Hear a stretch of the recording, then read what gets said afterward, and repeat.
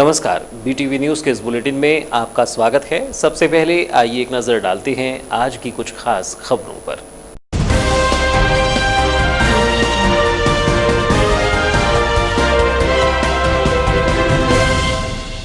बालाघाट नगर में दशहरा समारोह को लेकर पशुपेश की स्थिति, चल समारोह और रावण दहन पर बनी हुई है संशय की स्थिति। रावण दहन न होने से हिंदू धर्मावलंबियों में पनप रहा आक्रोश। रावण दहन को लेकर नए श्री राम मंदिर में पुनः हुई बैठक। कलेक्टर से मिले पदाधिकारी व जनप्रतिनिधि। रावण दहन को लेकर कलेक्टर ने दी सशर्त अनुमति। महान क्रांतिकारी अशफाक उल्लाह खां की देश मना रहा है 120वीं जयंती, लेकिन बालाघाट नगर में अशफाक उल्लाह खां गार्डन बहा रहा है अपनी दुर्दशा पर आंसू। युवाओं ने उद्यान की दुर्दशा पर उठाए सवाल। नगर के वार्ड क्रमांक 8 में बना है अशफाक उल्लाह खां गार्डन। रोको टोको अभियान के तहत नगर में हुई कार्यवाही। बिना मास्क पहनकर घूमने वालों पर की गई कार्यवाही। 48 व्यक्तियों से 2400 रुपये का जुर्माना वसूला गया। 23 अक्टूबर से नगर में भ्रमण करेगा 2 दल। दुकानों में कोरोना नियमों की जांच करेगा दल।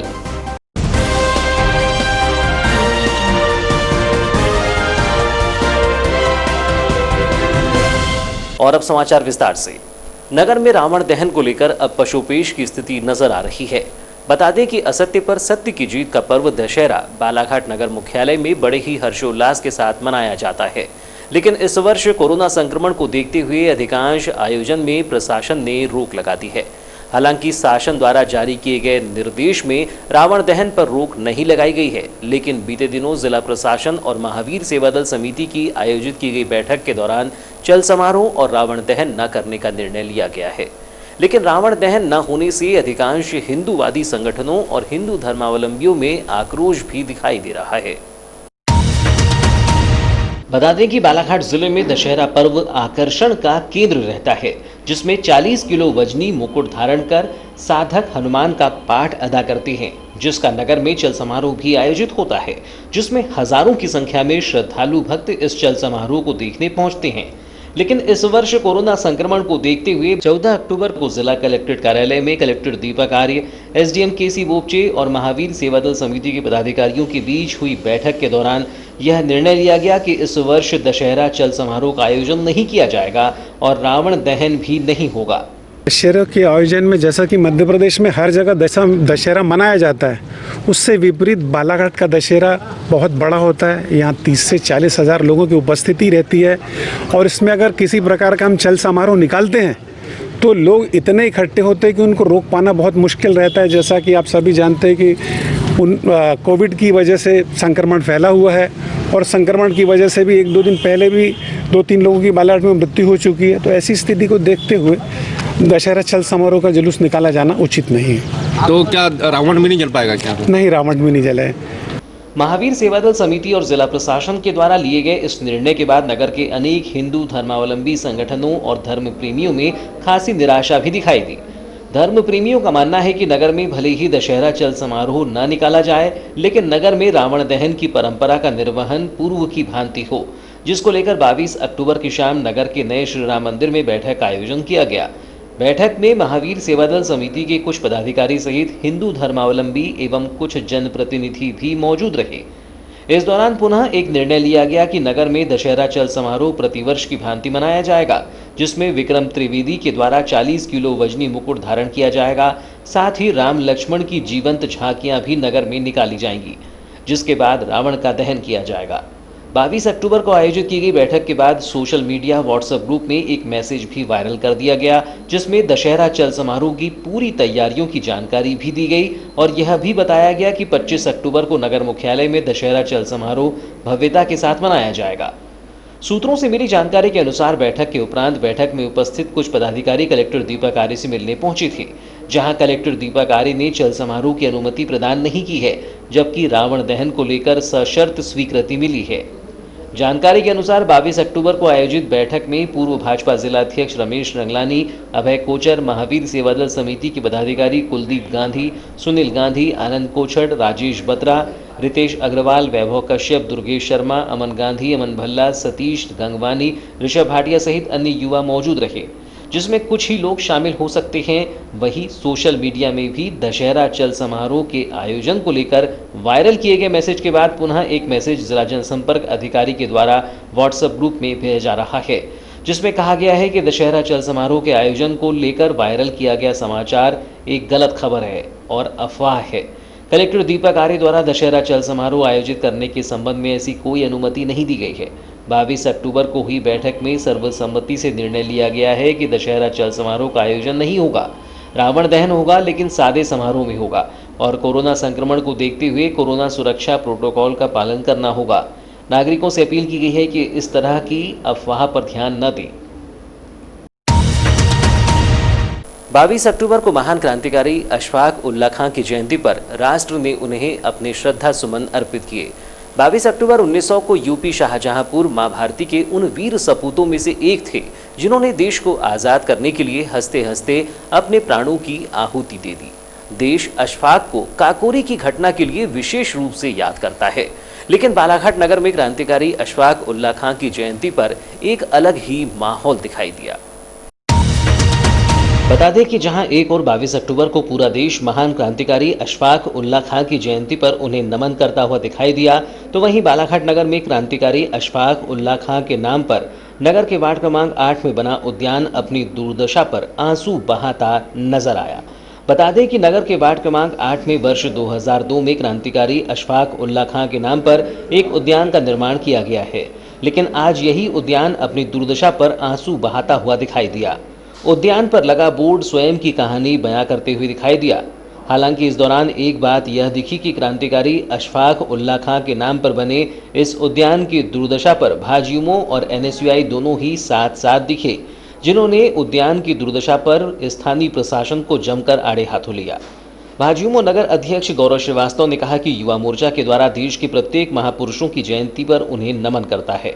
आज क्रांतिकारी अशफाक उल्लाह खां की 120वीं जयंती है, लेकिन आज उनके नाम पर बने इस उद्यान की स्थिति ठीक नहीं है, जिसको लेकर जल्द ही प्रशासन से मिलकर उद्यान को सुधारने की मांग की जाएगी। उन्होंने कहा कि अगर चर्चा से बात नहीं बनी तो भारतीय जनता युवा मोर्चा भूख हड़ताल करने को भी अग्रसर होगा। जी, उसको रख रखाव और काफ़ी दुर्दशा और आज उनकी जन्म जयंती है। क्या लगता है आपको कि प्रशासन और कैसे और ध्यान नहीं दे रहे हैं? सबसे पहले तो मैं कहना चाहता हूं कि भारतीय जनता युवा मोर्चा जब से गजेंद्र भारद्वाज जी के नेतृत्व में बालाघाट में काम करना शुरू किया है, तब से हमारे जितने भी ये आज़ादी दिलाने वाले हमारे जितने भी साथी रहे हैं, जिनको हम अपना आदर्श मानते हैं, चाहे वो अशफाक उल्लाह खान हो, चाहे वो महात्मा गांधी जी हों, या ऐसे कई जितने भी नाम है, युवा मोर्चा बराबर उनकी जगह पर पहुंचकर जन्म जयंती और उनके पुण्यतिथि पर उनको हमेशा याद करता है। इसी कड़ी में आज हम यहाँ पर पहुँचे। अशफाक उल्लाह खान जी की आज 120वीं जयंती है। युवाओं के प्रेरणा स्रोत भी रहे हैं। किसी ने चरखे से आज़ादी दिलाई है, किसी ने डंडे से आज़ादी दिलाई है। ऐसे ही अशफाक उल्लाह खान ने भी अपने विचारों से इस देश को आज़ाद करने का काम किया है और ये बहुत ही देखा जाए तो आप जैसे स्थिति देख रहे हैं कि यहाँ पर आज अशफाक उल्लाह खान जी की जयंती के अवसर पर कम से कम यहाँ पे गार्डन का उपयोग के लायक यहाँ पे उठने बैठने के लिए लोगों के लिए यहाँ पे व्यवस्था करी जा सकती है। तो शासन प्रशासन को इस तरफ ध्यान देना चाहिए और यहाँ पर बढ़िया सा गार्डन एक डेवलप करना चाहिए ताकि उनकी याद में लोगों के जहन में या दिमाग में ये बात रहे कि अशफाक उल्लाह खान भी देश को आज़ादी दिलाने में एक नाम है। वहीं क्रांतिकारी अशफाक उल्लाह खां की जयंती और उद्यान की बदहाली को लेकर एनएसयूआई जिलाध्यक्ष दयाल वासनिक ने कहा कि देखा जा रहा है कि क्रांतिकारी अशफाक उल्लाह खां युवाओं के एक प्रेरणा स्रोत हैं। आज उनकी जयंती पर उद्यान की दुर्दशा को देखकर वह अचंभित हैं। कहीं न कहीं प्रशासनिक अनदेखी की वजह से उद्यान का यह हाल है, जिसके लिए जल्द ही प्रशासन से मिलकर चर्चा की जाएगी। देश के महान महापुरुष में इनकी गिनती होती है। इनकी आज 120वीं जयंती है और सम्माननीय अशफाक उल्लाह खान जी के विचारों पर पूरे युवा चलने का काम करते इन्होंने अपने जीवन काल में और अपने योगदान से आज देश को आज़ादी दिलाने में बहुत बड़ा महत्वपूर्ण योगदान दिए। आज जब हम यहाँ पर इनके उद्यान में पहुँचे तो किसी प्रकार का शासन और प्रशासन के द्वारा उतना व्यवस्था और उतना जीर्णोद्धार नहीं हो पाया है, जिसकी हम पूरे युवा लोग मांग करते हैं कि शासन को एक निश्चित समय के अंदर में अशफाकुल्ला खान जी के गार्डन का निर्माण कराने में महत्वपूर्ण भूमिका निभाना चाहिए, ताकि पूरे युवाओं में एक ऊर्जा का संचार हो और लोगों को इनकी जीवनी से और इनके विचारों से अवगत कराने का सबको मार्गदर्शन मिले। अच्छा, कहीं ऐसा नहीं लगता कि शहीदों को अब भूलते जा रही है प्रशासन? कहीं ना कहीं एक मूलभूत विचारों की जो हमारे मतलब जितने भी क्रांतिकारी लोग हैं हमारे, उनके विचारों का हमारे इसमें आत्मीय होना बहुत ज़रूरी है, और कहीं ना कहीं प्रशासन के द्वारा, जनप्रतिनिधियों के द्वारा नज़रअंदाज करने का काम कर रहे हैं, क्योंकि ये युवाओं का एक आइडल रहे हैं, चाहे भगत सिंह रहे, चाहे चंद्रशेखर आज़ाद हो, चाहे राम प्रसाद बिस्मिल्ला जी हो, अशफाकुल्ला खान जी हो। कहीं ना कहीं ये क्रांतिकारी स्वरूप इन्होंने देने का काम किया है। तो शासन प्रशासन को चाहिए कि लोगों में हमेशा बनाए रखने के लिए इनके जितने भी उद्यान होते, स्मारक होते, उनके जीर्णोद्धार करें और उनके विचारों से लोगों को अवगत कराने का काम करने का प्रयास करें। कोरोना संक्रमण को रोकने के लिए जिला प्रशासन के द्वारा चलाया जा रहा रोको टोको अभियान नगर में पुनः एक बार प्रारंभ हो गया है। अभियान के संचालक और बालाघाट अनुविभागीय अधिकारी केसी बोपचे का मानना है कि नगर मुख्यालय में पूर्व में रोको टोको अभियान चलाकर आम नागरिकों को मास्क पहनने के लिए जागरूक किया गया था, लेकिन अभियान के बंद होने के बाद पुनः लोग बिना मास्क के नगर में घूमते हुए दिखाई दे रहे हैं। कोरोना वायरस संक्रमण को फैलने से रोकने के लिए जिला प्रशासन द्वारा लगातार समझाइश दी जा रही है कि घर से बाहर निकलने पर मास्क का उपयोग करें, शारीरिक दूरी के नियम का पालन करें। बावजूद इसके लोग नियमों का पालन न कर बिना मास्क के ही सड़कों पर निकल रहे हैं। ऐसे लोगों को मास्क पहनने के लिए जागरूक करने रोको टोको अभियान के तहत कार्यवाही कर जागरूक करने का प्रयास किया गया। 22 अक्टूबर की शाम काली पुतली चौक पर कार्यवाही करते हुए बिना मास्क के घूम रहे लोगों पर चालानी कार्यवाही की गई। यहां राजस्व विभाग, पुलिस विभाग व नगर पालिका के अमले ने बिना मास्क के वाहन चलाते और घूमे पाए जाने पर 48 लोगों से 2400 रुपये का जुर्माना वसूल किया है। कार्यवाही के दौरान एसडीएम केसी बोपचे, तहसीलदार रामबाबू देवांगन सहित अन्य स्टाफ मौजूद रहा। कार्यवाही के संबंध में एसडीएम केसी बोपचे ने बताया कि देखा जा रहा है कि कोरोना संक्रमण के दौरान लोग बार बार समझाइश के बाद भी बिना मास्क के घूमते दिखाई दे रहे हैं, जबकि अधिकांश दुकानों में अब भी मास्क, सोशल डिस्टेंसिंग और सैनिटाइजर का उपयोग नहीं किया जा रहा है। इसी परिप्रेक्ष्य में 23 अक्टूबर से नगर में पुनः कार्यवाही प्रारंभ की जाएगी, जिसमें अधिकारियों के 2 अलग अलग दलों के द्वारा दुकानों में पहुंचकर कार्यवाही की जाएगी। उन्होंने बताया कि जिले में बढ़ रहे कोरोना संक्रमण को देखते हुए मास्क आवश्यक है, जिसके लिए आम नागरिकों को भी जागरूक किया जा रहा है। नगर में क्या अनेक लोग क्या बिना मास्क के घूमते हैं और चूँकि बिना मास्क के घूमना कोरोना से बड़े संक्रमित हो जाते हैं आदमी से, तो बार बार समझाइश के बाद भी लोग नहीं मानते। ऐसी स्थिति में यहाँ पर हम लोग अब आज से विशेष अभियान शुरू किया है। उसमें जो बिना मास्क के घूम रहे हैं उनके चालान काटे जा रहे हैं। जिस दुकानों में सोशल डिस्टेंसिंग और मास्क और सैनिटाइजर उपयोग नहीं पाया जाएगा उनको भी माने शट डाउन किया जाएगा। और कल से क्या है कि दल माने सुबह से ही जब भीड़ भाड़ का समय रहता है उस समय से कार्य करेंगे, और इसमें कुछ फ्लाइंग स्क्वाड भी है जो माने अचानक माने जाकर कार्य करेंगे, और कुछ पॉइंट पर माने दल रहेंगे। माने कल से और माने सघन माने जांच शुरू होगी। तो कितने दल की, कितने लोगों की इसमें टीम बनाई जा रही है? कौन कौन से क्षेत्रों पे विशेष तौर पे कार्रवाई की जाएगी? पूरे नगर में कार्रवाई की जाएगी। उसमें पुलिस के और नगर पालिका और राजस्व के लोग रहेंगे, और लगभग करीब 15 लोगों का दल रहेगा जो माने अनेक जगह जाकर कार्रवाई करेगा, और जो वरिष्ठ अधिकारियों का भी दल रहेगा जो माने छापा मार कार्रवाई करके जांच करेंगे।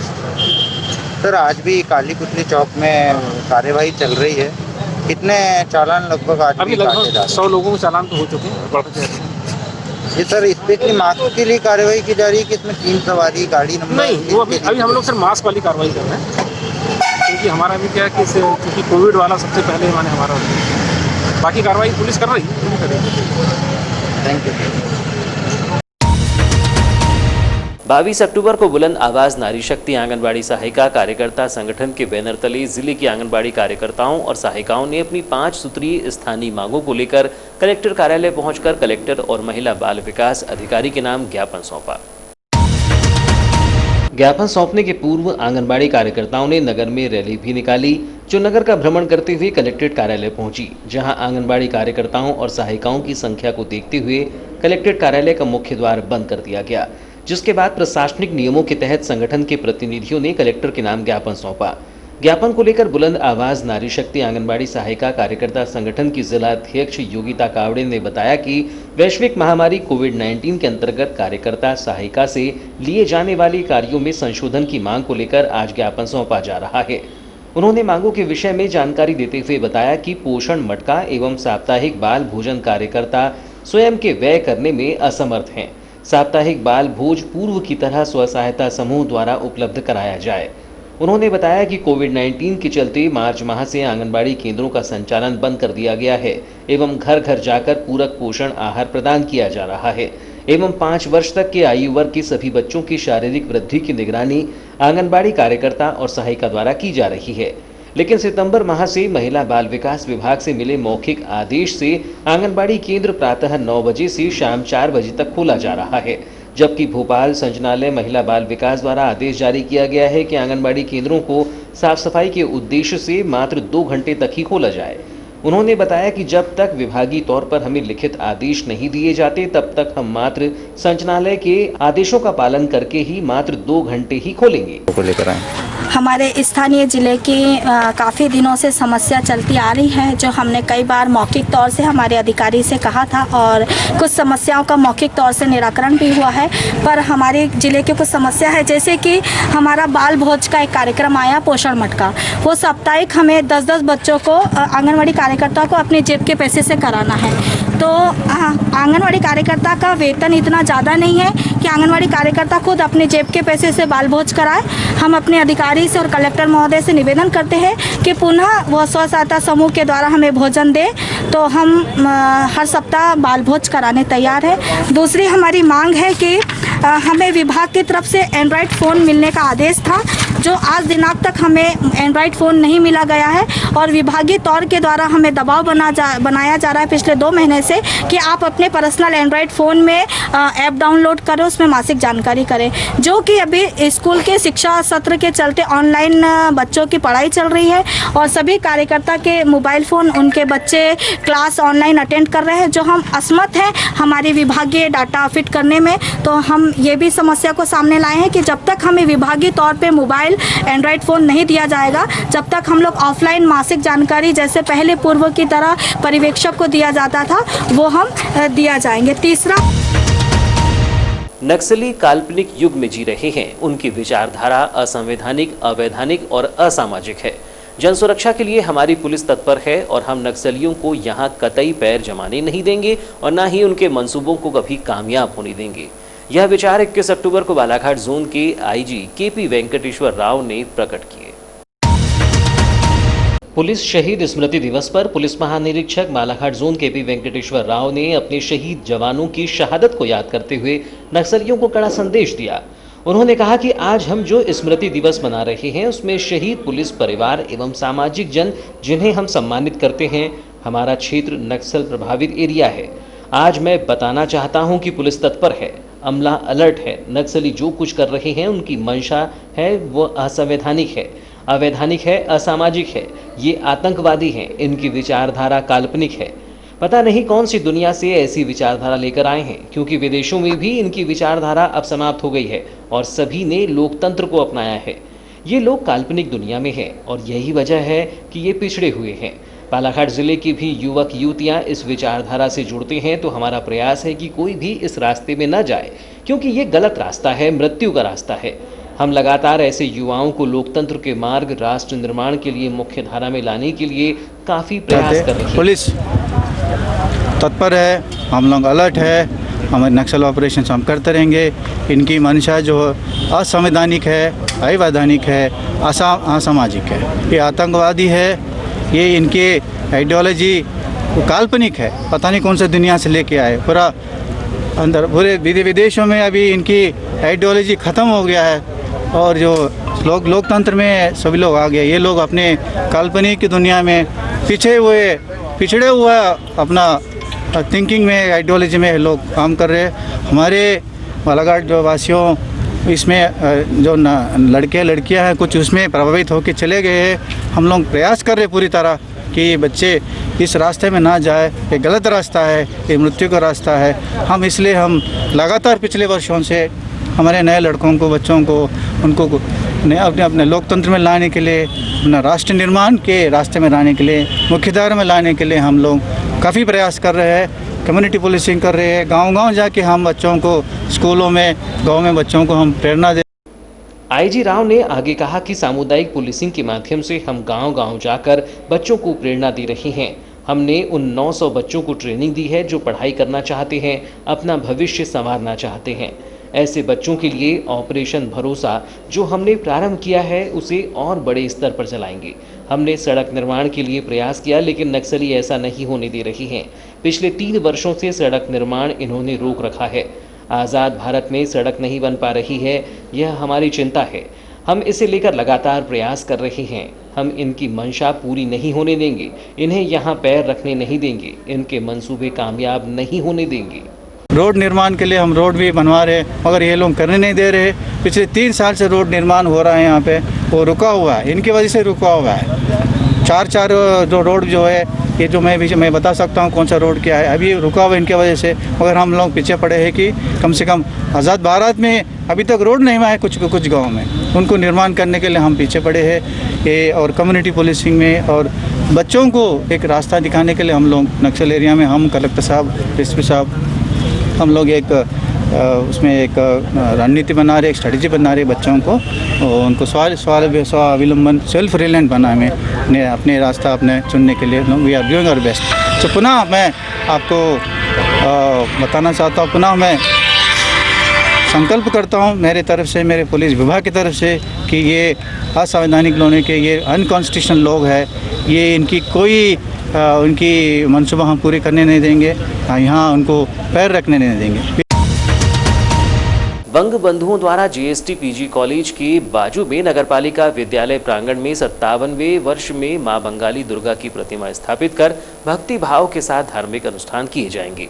श्री श्री सार्वजनिक बंगाली दुर्गा उत्सव समिति द्वारा 1964 से यह परंपरा निरंतर जारी है एवं कोविड-19 के चलते दिशा निर्देश होने के बावजूद सोशल डिस्टेंसिंग का पालन करते हुए बंग उत्सव मनाया जा रहा है। पंचमी तिथि पर मां भवानी की प्रतिमा को पूजा मंडप में विराजित किया गया एवं आज 22 अक्टूबर षष्ठी तिथि पर प्रातः 7:30 बजे से 3 घंटे तक माता का आवाहन करते हुए अधिवास बोधन पूजा की जाएगी तथा शाम को संध्या आरती एवं इस वर्ष सांकेतिक रूप से धूमूची नाच होगा। सप्तमी तिथि से मुख्य पूजा आरंभ होगी जिसे नवरात्रि पूजा कहा जाता है।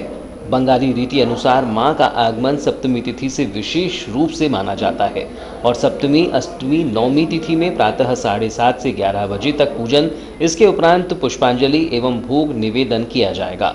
मुख्य पूजा अष्टमी तिथि पर प्रातः 5:30 से 10:30 बजे तक एवं सुबह 11:05 से 11:48 तक संधि पूजा होगी, जिसमें धार्मिक रीति अनुसार 5 फलों कुम्हड़ा, केला, सेब, गन्ना, मौसम्बी की बलि दी जाएगी, जिसका विशेष महत्व है। इसके पश्चात पुष्पांजलि एवं माता के अन्नभोग के साथ आरती होगी। नवमी पूजन प्रातः 7:30 से 12 बजे तक होगा। इसके पश्चात नवमी को हवन पूजन एवं संध्या आरती होगी। दशमी तिथि विजयदशमी के दिन दर्पण विसर्जन सुबह 9:30 बजे तथा इसके पश्चात शक्ति स्वरूप अपराजिता की पूजा होगी, जिसके बाद बंग बंधुओं को बाजुओं में अपराजिता के पुष्प पुरोहित द्वारा बांधे जाने की भी परंपरा है। विजयादशमी पर्व पर दोपहर बाद 4 बजे बंगाली महिलाओं द्वारा मां को मिष्टी मुख कराकर मां के चरणों से सिंदूर लेकर सिंदूर खेला की रस्म निभाई जाएगी, जिसे सुहागिन महिलाओं द्वारा ही पति की दीर्घायु करते हुए किया जाता है। इसके पश्चात विसर्जन हेतु सोशल डिस्टेंसिंग में चल समारोह निकलेगा। विसर्जन उपरांत विसर्जन तट से घट में शांति जल लाया जाएगा, जिसे एक दूसरे पर छिड़ककर आपस में गले मिलकर शांति की कामना, क्षमा याचना करते हुए विजय उत्सव का शुभ मानाओं के साथ बंग बंधु समापन करेंगे। 5 दिनों तक चलने वाले बंग उत्सव में जबलपुर से पुरोहित के तौर पर मलय भट्टाचार्य का आगमन हुआ है एवं मां की प्रतिमा समीर विश्वास द्वारा बनाई गई है। समिति में प्रमुख रूप से अध्यक्ष अशोक मुखर्जी, सचिव मनोज चक्रवर्ती, उपाध्यक्ष प्रदीप राय, कोषाध्यक्ष सुधीर राय, अनूप चौधरी, रजत चौधरी, मंडप सज्जा नवनीत नायडू, फूल सज्जा गोविंद लावर द्वारा की गई है। नवरात्र पर्व पर प्रतिवर्ष की भांति इस वर्ष भी नगर के जयस्तंभ चौक के समीप स्थित मां त्रिपुर सुंदरी मंदिर में पंचमी तिथि के अवसर पर माता रानी की महाआरती की गई। बता दें कि प्रतिवर्ष नगर के मां त्रिपुर सुंदरी मंदिर में नवरात्र पर्व की पंचमी और अष्टमी तिथि को माता रानी की महाआरती की जाती है, लेकिन इस वर्ष कोरोना संक्रमण के चलते महाआरती के भव्य स्वरूप को मंदिर समिति ने शासन की गाइडलाइन का पालन करते हुए सूक्ष्म स्वरूप दिया, जिसके तहत 121 दीपों से माता रानी की आरती उतारी गई।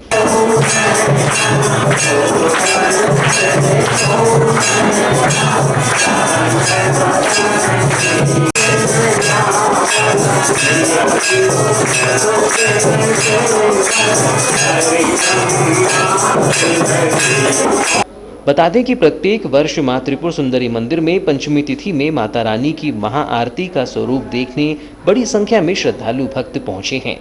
मंदिर समिति के सचिव दामोदर नामदेव बताते हैं कि शासन की गाइडलाइन का पालन करते हुए और कोरोना संक्रमण को देखते हुए मंदिर समिति ने पूर्व में ही यह निर्णय लिया था कि पंचमी तिथि को होने वाली महाआरती के स्वरूप को सूक्ष्म किया जाएगा।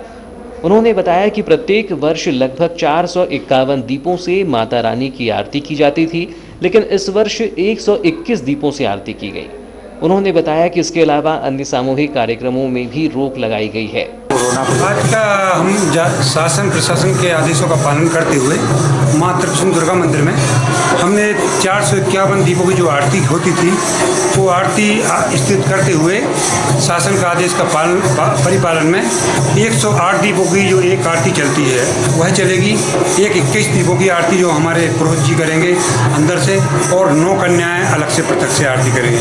कुल मिला के हमारे 131 दीपों की आरती चलेगी जो घी की आरती है, और ये आकर्षण का केंद्र है। आरती जो है एक सौंदर्य आकर्षण केंद्र है। माता नर्मदा जी की और गंगा जी की जो आरती होती है उसी तर्ज पर मां त्रिपुर सुंदरी मंदिर में ये आरती की जाती है। आपको बता दें कि महाआरती के दौरान 9 कन्याओं, मंदिर के पुजारी सहित समिति के पदाधिकारियों के द्वारा माता रानी की आरती की गई। 21 अक्टूबर को प्राप्त रिपोर्ट में बालाघाट जिले के 40 मरीजों के सैंपल कोरोना पॉजिटिव पाए गए हैं।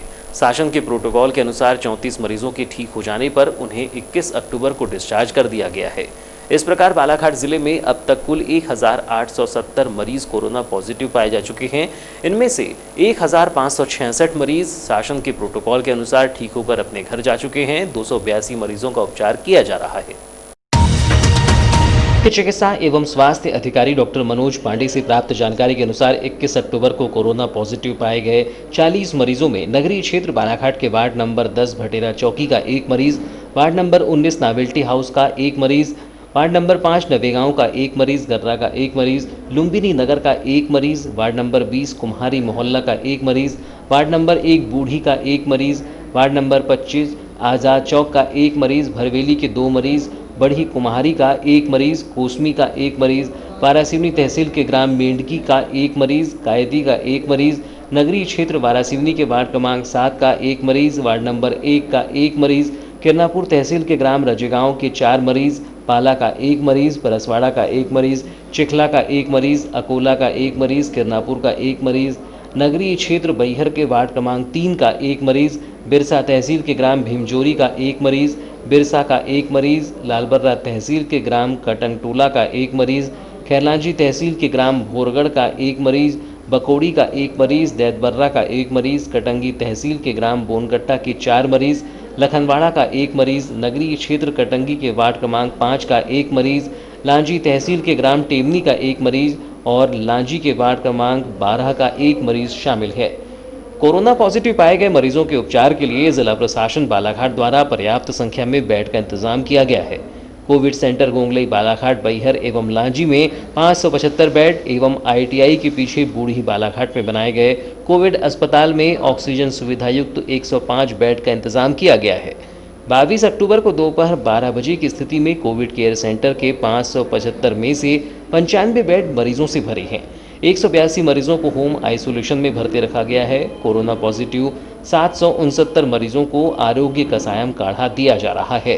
कोरोना जांच के लिए बालाघाट जिले से 32,446 सैंपल भेजे जा चुके हैं। इनमें से 29,405 सैंपल की रिपोर्ट कोरोना नेगेटिव आई है। और अब अंत में चलते चलते आइए एक नजर डालते हैं आज की कुछ खास खबरों पर।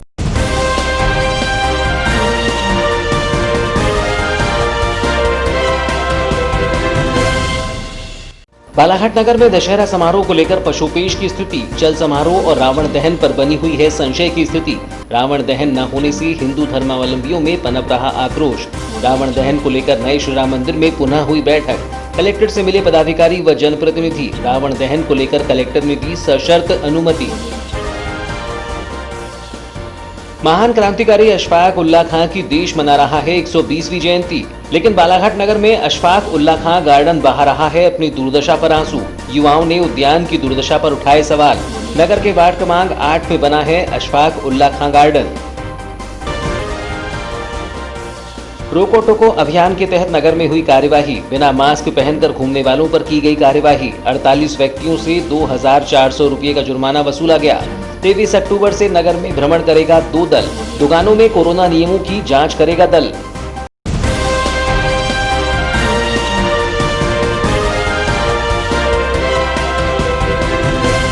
तो ये थी अब तक की खबरें। नई खबरों के साथ एक बार फिर हम हाजिर होंगे। तब तक के लिए दीजिए इजाजत। नमस्कार। The Raymond shop, Raymond's shooting and shirting, जहां आपके लिए है new variety of kurta pyjama for festival season. Navratri और दिवाली के लिए आकर्षक डिस्काउंट ऑफर्स। सभी रेंज के रेडीमेड्स, एक्सेसरीज और मेंस वेयर उपलब्ध हैं। आज ही विजिट करें the Raymond shop. Shirts, trouser जो आपके व्यक्तित्व को निखारे, शूटिंग एंड शर्टिंग एवं exclusive suit length and sherwani cloth. Raymond suits, designer suits की संपूर्ण रेंज उच्चतम गुणवत्ता के साथ बिल्कुल किफायती दामों पर उपलब्ध है। बेल्ट, टाई, कफलिंग्स एक्सेट्रा आपके फिजिक के अनुसार कपड़ों की सिलाई एवं डिजाइनिंग भी की जाती है। मनाइए जिंदगी का जश्न हर पल रेमंड के संग। तो अब सोच क्या रहे हैं, फौरन चले आइए। हमारे शोरूम में आपका स्वागत है। नई साज सज्जा के साथ आधुनिक कपड़ों का भव्य शोरूम, खास वही जो हर पल को खास बनाए। Raymond the complete man. Dharam treasure, circuit house road, Hanuman Chowk, Balaghat. Contact 917632292017।